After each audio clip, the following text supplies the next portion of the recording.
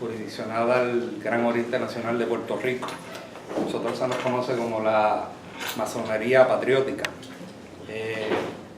Este año el Gran Oriente Nacional de Puerto Rico cumple 70 años de su fundación. Y las logias adscritas al Gran Oriente decidimos este año hacer una serie de actividades mensuales en conmemoración del 70º aniversario de la fundación del Gran Oriente Nacional de Puerto Rico. En adición a eso, nuestra logia decidió que la actividad que vamos a presentar hoy es también en saludo al 150 aniversario del Grito de Lares. Así que esta es una de las actividades conmemorativas del Grito de Lares. En el día de hoy, pues tenemos al profesor Federico Cintrón Fiallo, quien nos va a presentar una conferencia. La conferencia ha sido titulada Albizu, Muñoz y Julia de Burgos, ser o no ser, esa es la divisa. Yo sé que hay muchas personas que están muy interesadas en saber por qué se le dio ese título, y pues en unos minutos vamos a saber cuando Federico empiece a hacer la presentación. Pues le damos la bienvenida a todos y cada uno por acompañarnos en esta tarde. Esta es su casa, como les dije, nosotros somos la masonería conocida como la masonería patriótica. El Gran Oriente Nacional fue una de las instituciones perseguidas por el gobierno de los Estados Unidos, fue carpeteada, sus miembros también. Uno de las personas más destacadas dentro del Gran Oriente Nacional fue el ilustre y poderoso hermano Antonio Santaella Blanco. Este edificio lleva el nombre de él en su honor. Santaella Blanco fue un gran patriota, estuvo al servicio del nacionalismo y del Partido Nacionalista y de don Pedro Albizu Campos, de quien fue amigo, y don Pedro Albizu Campos le dio a Antonio Santaella muchas tareas en el campo internacional, aun cuando él no fue miembro del Partido Nacionalista. Y en una ocasión don Pedro dijo que el día que Puerto Rico fuera una república, su presidente iba a ser Antonio Santaella Blanco. Sin más, pues voy a dejarlos con el compañero Federico Cintrón Fiallo para que haga su presentación. Muchas gracias.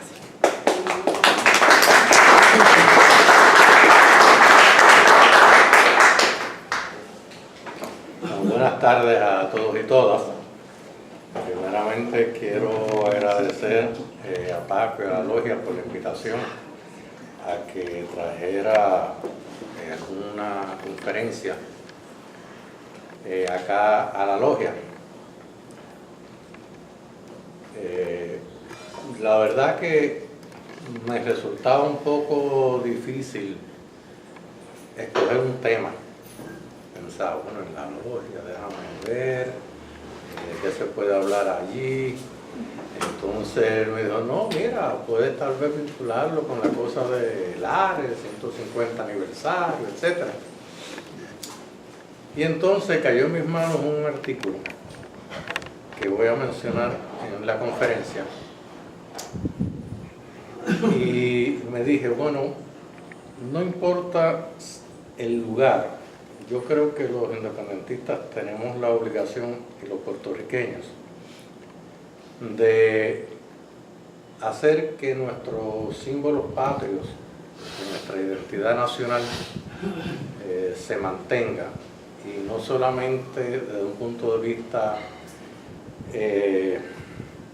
emotivo, subjetivo, sino también a base de conocer realmente las cosas tales como fueron, y no tergiversar la historia tampoco, de acuerdo a criterios que tengamos en la actualidad de cómo se supone que deben ser las cosas. Así que dije, bueno, yo creo que este tema puede resultar interesante. Y dije, bueno, a lo que me arriesgo, ¿verdad?, es a que me tiren tomate, pero veo que no hay tomates por ahí, así que espero que no me Galleta, café, yuca. Y desde el momento que le puse el título, y comencé a anunciarlo, todo el mundo me miraba como sorprendido. Decía, espérate, ¿qué relación tienen esos tres? ¿Sabes? Bueno, ya van a ver qué relación tienen esos tres, ¿sabes?, cuando hablemos del tema que les voy a tratar. Así que sin más, vamos a dar paso a lo que he escrito para ustedes. Julia de Burgos, en el pasado y todavía en el presente, ha sido criticada por una tendencia colonial que, ante la imposibilidad de ignorarla por su grandeza poética, le creó una imagen de maldita y ocultó su militancia nacionalista y socialista. Otras tendencias, incluso rechazando las pretensiones anteriores, concentraron sus estudios en lo poético formal, en sus posturas feministas, en sus cantos al amor, en el erotismo de su poesía y en la amante sufrida. Entre esas tendencias, algunos y algunas críticas literarias llamaron la atención sobre su poesía de mayor contenido nacionalista y social. También, aunque menos, han destacado su amor patrio, su militancia nacionalista, su identificación con el socialismo y el comunismo, y su abrazo solidario a las causas revolucionarias y de lucha social de varios pueblos del mundo. Recientemente, en un ensayo escrito por Juan Carlos Quintero Herencia, se siembra la duda sobre varias posiciones emblemáticas de Julia de Burgos. Una de ellas, aunque no la única, pero es la que trataremos hoy, es su clara identificación con el nacionalismo, la lucha por la independencia de Puerto Rico y el rechazo al Estado Libre Asociado. En un plano especulativo, sin argumentos, sin evidencias, Quintero Herencia, sacando de contexto una frase, no tomando en cuenta otras referencias al mismo tema en el mismo libro, y me refiero al libro Cartas a Consuelo, de Julia de Burgos, e ignorando su obra poética y su vida política, lanza la duda sobre la posibilidad de que Julia hubiera podido apoyar el Estado Libre Asociado y rechazado la insurrección de Jayuya del 30 de octubre de 1950. Dice Quintero Herencia: en carta fechada el 12 de noviembre de 1940, donde Burgos menciona otra carta de un joven de Puerto Rico, entre comillas, que nunca conoció, la escritora expresa su alegría por el triunfo de Luis Muñoz Marín en las elecciones de ese año. Y después de citar la carta, siembra la duda añadiendo el siguiente paréntesis. Dicho sea de paso, dicho por él, es una pena alarmante no contar con cartas que coincidan con la creación y fundación del Estado Libre Asociado de Puerto Rico o con la revuelta nacionalista del 50. Hay un salto o hueco enorme en el epistolario entre el 9 de marzo de 1949 al 20 de noviembre del 1952.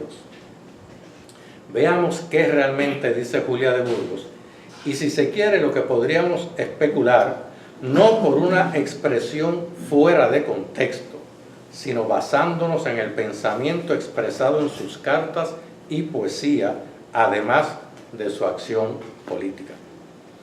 En la carta del 12 de noviembre de 1940, escribe a su hermana: imagínate, yo que quería saber en detalles el resultado de las elecciones, está en Nueva York. Suerte que salió un cable en un periódico donde anunciaban como casi cierta la victoria de Muñoz Marín. Y me lo acabó de confirmar una carta que recibí de un joven de Puerto Rico, donde me dice que Muñoz Marín ganó 4 distritos y mayoría en el Senado. me alegro mucho por este triunfo, pues es lo mejor que tenemos. Seguramente Hegel Polanco habrá salido senador y Ramos Antonini y algunos otros de nuestros amigos. Y más adelante, en la misma carta, sobre expresiones del doctor Leovigildo Puello y su esposa Carolina Mainardi, exilados dominicanos antitrujillistas, escribe: con el triunfo de Muñoz Marín, lo más probable es que Puello le echen fuera, por desvergonzado al irse a contribuir con su cinismo a la desgracia de una tierra que no es la suya. Sin ser rencorosos en el alma, hay momentos en que el corazón se alegra de un desquite justo del propio destino. Aquella mujer no merece ni el perdón de limosna. Estas expresiones de la luchadora nacionalista se hacen cuando todavía se veía a Muñoz y varios de los otros líderes políticos que le acompañaban como independentistas, identificados con las luchas sociales del pueblo, provenientes de las filas de la Federación Libre de los Trabajadores y del Partido Socialista. Recordemos que el Partido Popular surge en el 1938, de una división del Partido Liberal que en el 36 surge bajo el nombre de Acción Social Independentista. Incluso comunistas y sindicalistas como Juan Sáez Corrales y la Confederación General de Trabajadores apoyaron en esas elecciones del 40 a Muñoz. Hegel Polanco había formado parte de las tertulias poéticas a las que asistía Julia. Y Muñoz, hasta ese momento, se le consideraba independentista y se desconocía la traición al independentismo y su entrega a los intereses del imperialismo. El mismo personaje en el que encuentra terreno fértil el ofrecimiento de la gobernación hecho por el Departamento de Estado de los Estados Unidos a Albizu cuando estaba preso en Atlanta y que éste con gran dignidad rechaza. El mismo Muñoz, que en entrevista con Ángeles Mendoza del Mundo en el 1931 había declarado que votaría por Albizu para senador por acumulación. Pero sí es cierto que Julia de Burgos se confunde con Muñoz y lo que podía significar su triunfo en las elecciones del 40, y que incluso se expresa positivamente sobre Tocqueville en la carta del 22 de septiembre de 1941, como también lo hizo parte de la izquierda de Puerto Rico y Estados Unidos sobre Tocqueville, el Nuevo Trato y Roosevelt. No es menos cierto que existe otra expresión de la poeta sobre Muñoz que Quintero Herencia no menciona. ¿Por qué? Expresión en el mismo contexto literario, por lo que la cita anterior que él presenta estuvo sacada de contexto. No había transcurrido un año del triunfo de Muñoz y de la expresión de esperanzas sobre él de Julia, cuando en la carta del 1 de septiembre de 1941 escribe a su hermana: dile a Lanause, un puertorriqueño, miembro del Partido Comunista, dirigente en aquella época, que nos envíe más material relacionado con Muñoz Marín, Tocqueville y los demás asuntos del Partido Popular. Parece que don Luis está desilusionando. Y esto es a menos de un año del triunfo de Muñoz. La postura independentista y antiimperialista de Julia nunca varió.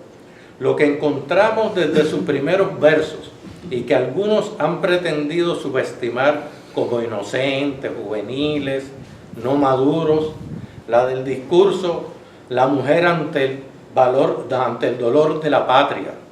Esa postura independentista y antiimperialista, repito, se refleja en la cita sobre el matrimonio dominicano que se encuentra en la misma carta. Para esa época, el exilio antitrujillista abrigó la esperanza de que Estados Unidos los apoyara en su lucha contra el dictador Trujillo. Por eso hubo acciones y posturas que se pudieron entender como pro-norteamericanas. Sin embargo, esas posiciones tácticas fueron totalmente abandonadas cuando el gobierno norteamericano traicionó los acuerdos de apoyo a una acción militar e hizo fracasar los intentos de invasión de Cayo Confites. Para Julia, luchadora antitrujillista y antiimperialista, le pareció que la posición del doctor Cuello y Conina Mainardi era un cinismo contrario también a la lucha de su pueblo por la independencia.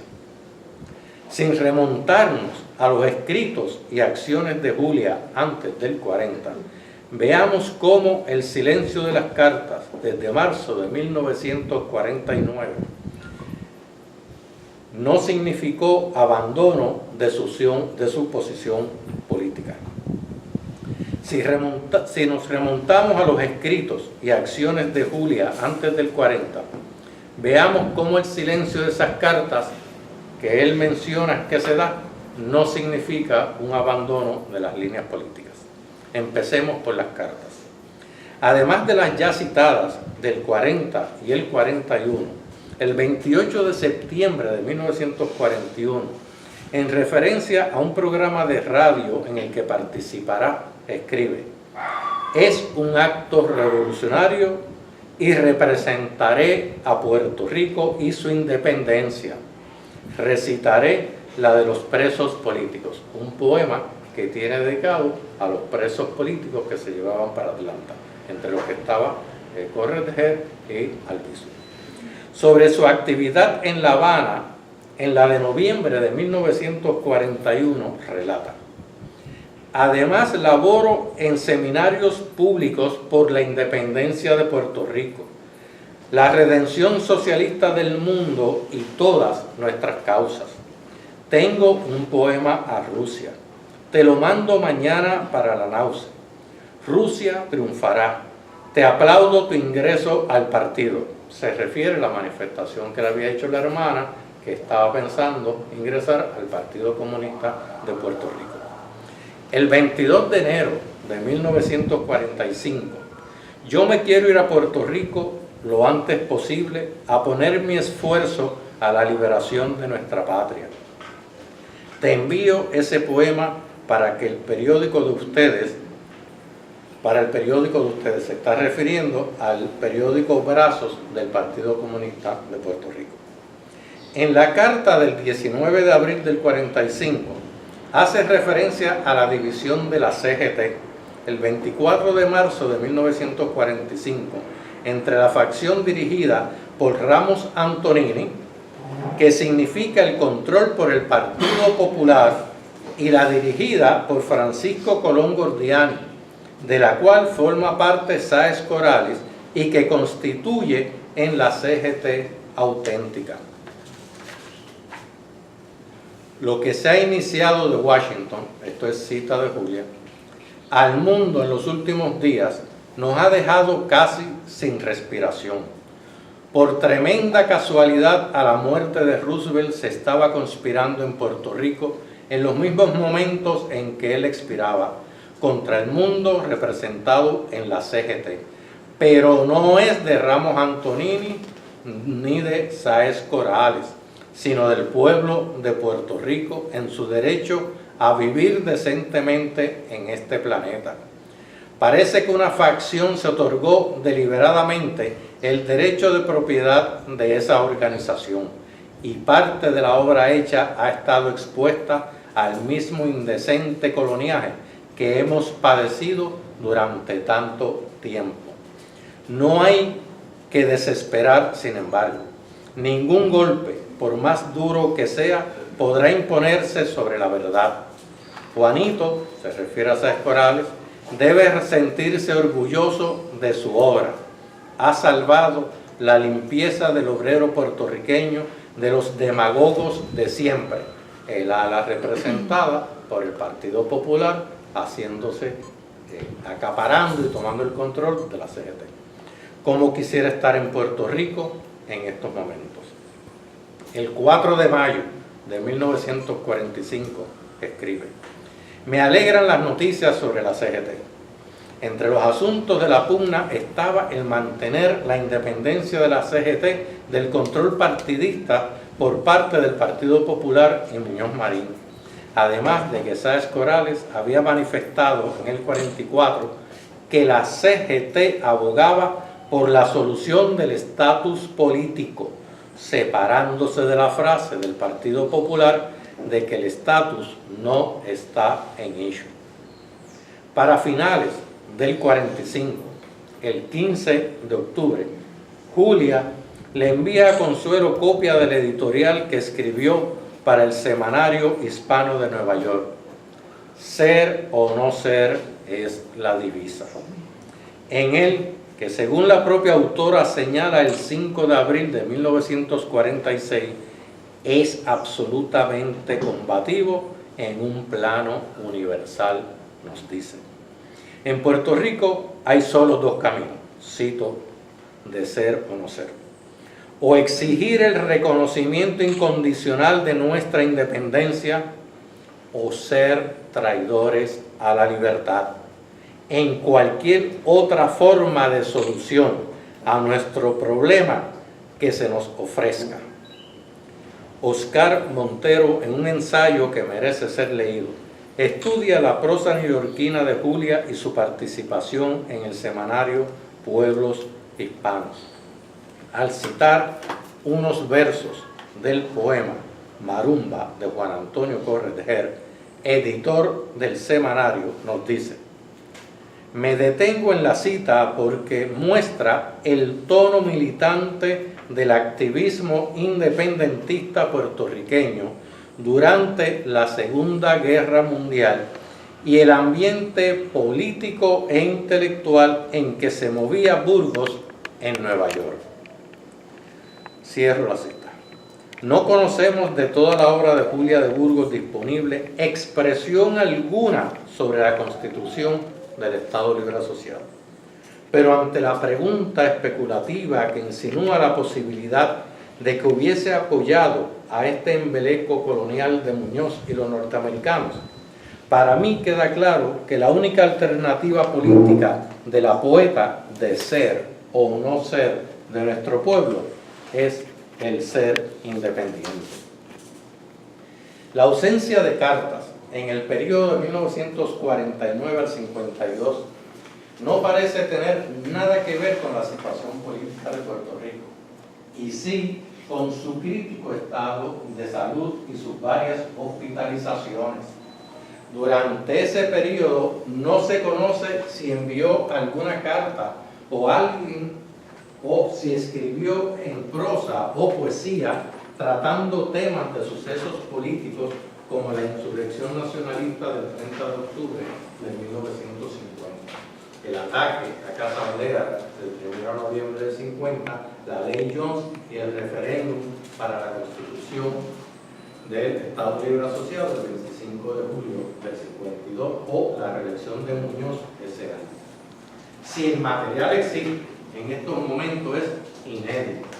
Lo que sí se conoce es que inicia el periodo crónico de su enfermedad, su ruta hacia la muerte. En su diario, escrito durante la hospitalización de 1948 en el Hospital Mount Sinai de Nueva York, dice: escribí algunas cartas y me quedé dormida hasta que llegaron los doctores. Cierro la cita. Sin embargo, en cartas a Consuelo aparece un vacío desde el 31 de mayo del 47 al 9 de marzo del 49. ¿Envió las cartas? ¿A quién le escribió? ¿Cuál fue el contenido? Hasta hoy se desconoce la respuesta a esas preguntas.